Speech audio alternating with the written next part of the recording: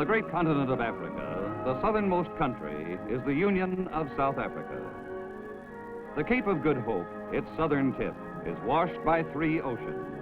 The vast Atlantic stretches to the shores of Europe and the Americas. Eastward, the Indian Ocean reaches to Asia and Australia. And to the south lies the Antarctic Ocean and the South Pole.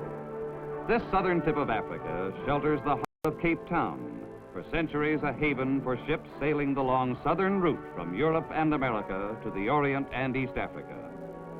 Cape Town's long history as a seaport began 5 centuries ago, in the era when most of Africa was unknown to Europeans. Portuguese explorers feeling their way along the coast were the first to reach the Cape of Good Hope. Then the Portuguese navigator, Vasco da Gama, sailed around the Cape and found the sea route to the Indies.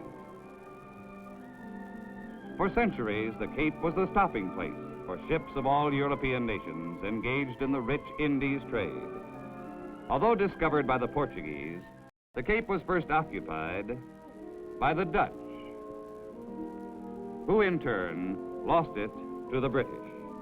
The British stayed in partnership with the Dutch to build the Union of South Africa as an independent member of the British Commonwealth. South Africa is a land of ruggedness and variety, of fertile green coastal lowlands, of steep mountain ranges fringing an inland plateau, a plateau that has vast stretches of grassy veldt in the east, but turns into dry, barren plains and desert in the west. This is a land where big game animals once roamed. This is also a land of over 12 million people. About 3 million of these are white people of European origin, but more than 9 million are people of dark-skinned races, and the story of South Africa is largely their story. By far the largest number of people of South Africa are Negroes of the Bantu group. Many still live on great tribal reserves set aside by the government. This is the land of the Tembu tribe in the Osa district. The most important institution in native life is the family group. This cluster of huts with its cattle enclosure or kraal nearby belongs to the family of Ngana. As is the custom, in the early morning, Ngana and his sons will take care of the cattle, the most valued possession of a native family and the measure of its wealth.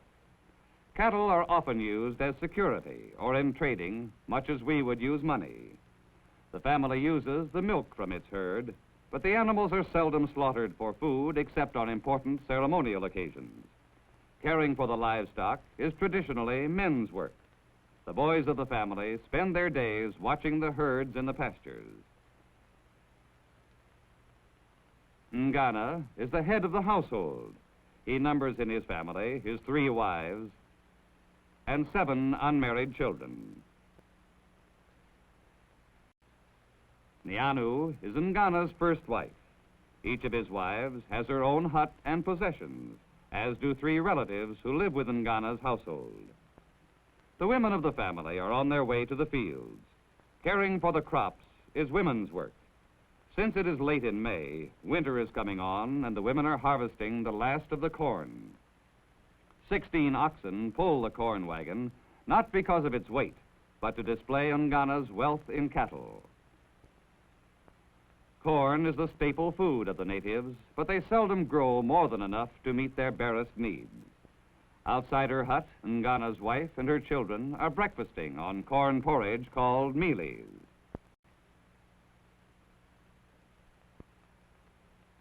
Inside, their huts are lined with clay mixed with cow dung. The family's possessions are meager but highly prized. Perhaps a few articles of European clothing, knives, a few gourds, and a pot or 2. The old handmade articles of clay, wood, and iron are still used, but are slowly giving way to manufactured utensils. Important events are often marked by old tribal ceremonies. These boys, having now reached manhood, are being accepted into the responsibilities of adult tribal members by this dance and drinking ceremony.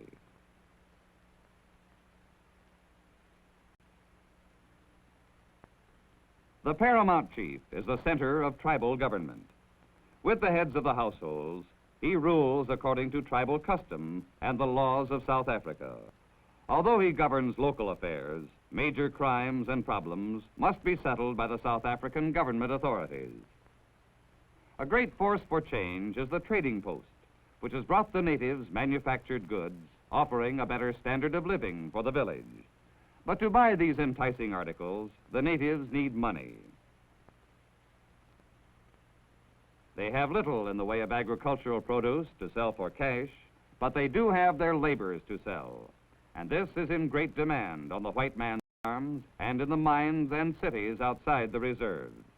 To acquire money, large numbers of natives, especially young men seeking a start in life, leave the reserves for a few months or years to work under contract in other parts of South Africa.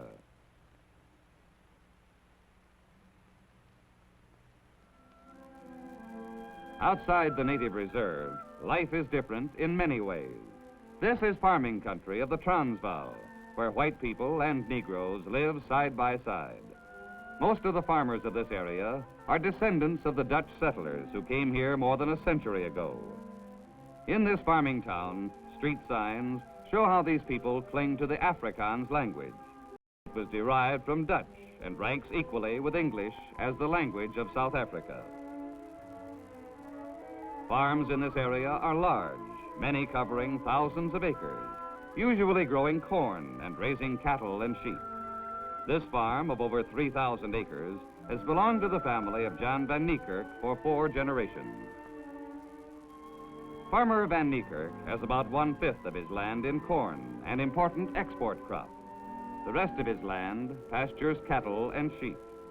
Wool provides one of the largest exports of South Africa.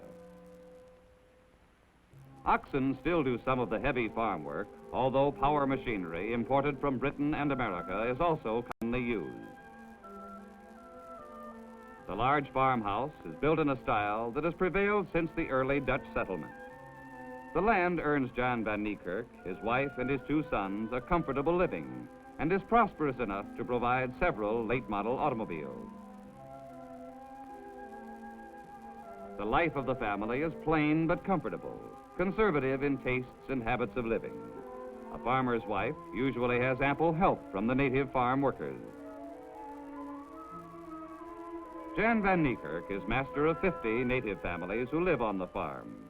The labor system here is long established. Native workers and their families receive a small wage, a regular ration, meat and mealies, a house and a plot of ground for a garden. In return, each native works for the farmer on a contract for a specified time. The native farm families have been provided with many features of European life, and their standard of living is much higher than in the native reserves. In many ways, however, the natives are restricted. None can leave the farm without a pass from his employer, but still no one is bound to the land. If a family dislikes life on one farm, it may move on to another.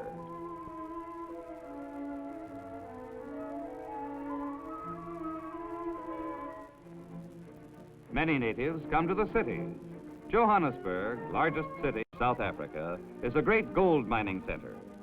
The mining of gold, diamonds, and other minerals is the basis for prosperity in South Africa. It makes city life very different from that on the reserves and farms. Around Johannesburg, along the Witwatersrand, stretch the gold mine dumps and the gold refineries. Beneath these buildings and beneath Johannesburg itself are hundreds of miles of mine tunnels. Where as much as 9,000 feet underground, the ore is dug out by the most modern methods, then carried by underground railways and elevators to the refinery.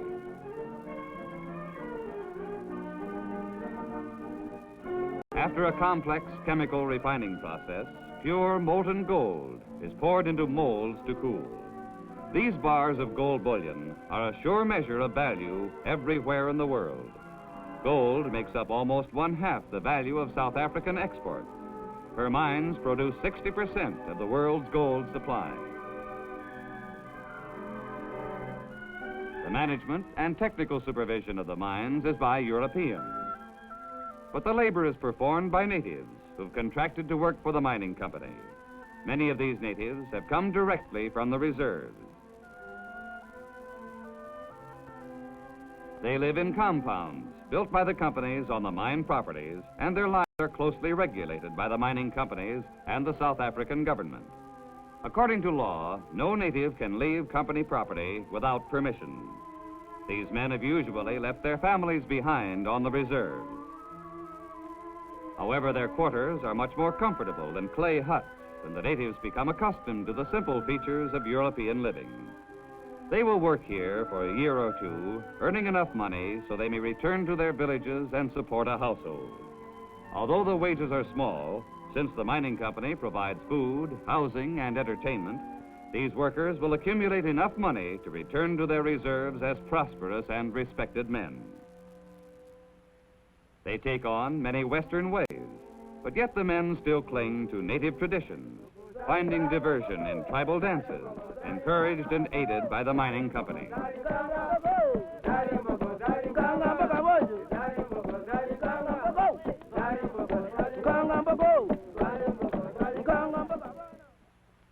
In addition to those natives in the mines, many others come to the cities, for with the growth of a variety of industries, the demand for native labor is constantly increasing.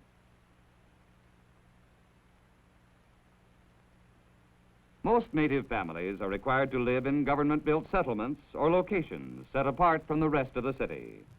Here, the natives are fast turning to the white man's way of life. But a family finds it hard to live in comfort on the meager income of the head of the household. In consequence, wives often assist by earning money as servants in white households or in other occupations. Nevertheless, there are advantages to living in the city. One of them is better education than children could get in the reserves.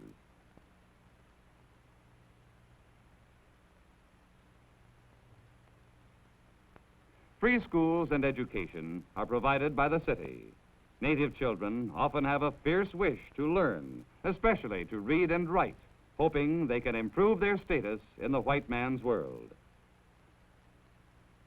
Another advantage is the wide variety of free entertainment available to city people, along with all the new stimulating experiences of modern city life. The church is another force for change, energetically opposing many old tribal customs. Yet many natives have embraced Christianity or organized churches of their own. The Europeans of South Africa live in much the same way as people do in modern communities everywhere. Homes are comfortable and family life is similar to that in other civilized countries. A vigorous community spirit is reflected in the fine schools, the many beautiful churches,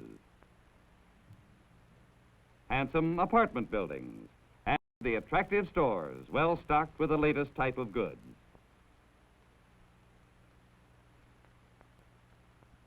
South Africa has many other industries besides gold mining, one of the most famous being the mining of diamonds.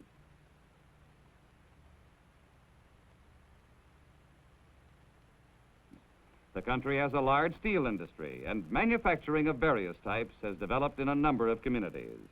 There are also important resources in coal, uranium, copper, and other valuable minerals.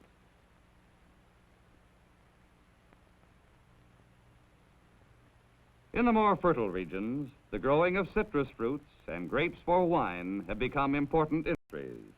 Such enterprises have caused the growth of several large and important cities. This is Durban on the East Coast, one of the great ports of the Union. Durban is also a center of settlement for many Asiatic peoples, chiefly Hindus who have brought with them the cultures of the Far East. Pretoria, another important city, is one of the two capitals of the Union. The administrative branch of the government operates in these buildings. Official head of the Union government is the Governor General, who represents the British Crown. But although Pretoria is the administrative capital, Cape Town is the legislative capital of the Union, where the South African Parliament meets. The Union has a representative form of government, though white citizens enjoy far greater representation than do the dark-skinned people. Cape Town is the oldest city in the Union and still the most important seaport. A modern city in a beautiful setting and a bustling center of trade. For trade with the world is vital to South Africa's prosperity. Her people, black and white alike, depend on receiving from the world most of the manufactured goods that make for a higher standard of living. They give in return their minerals and agricultural products. Their land of South Africa is one of the most distant from our country. In many ways, her people are very different from us, and yet in many ways like us. It is a land where light and dark-skinned races work side by side to build a secure and prosperous way of life. South Africa is one of our good neighbors in the world family of nations.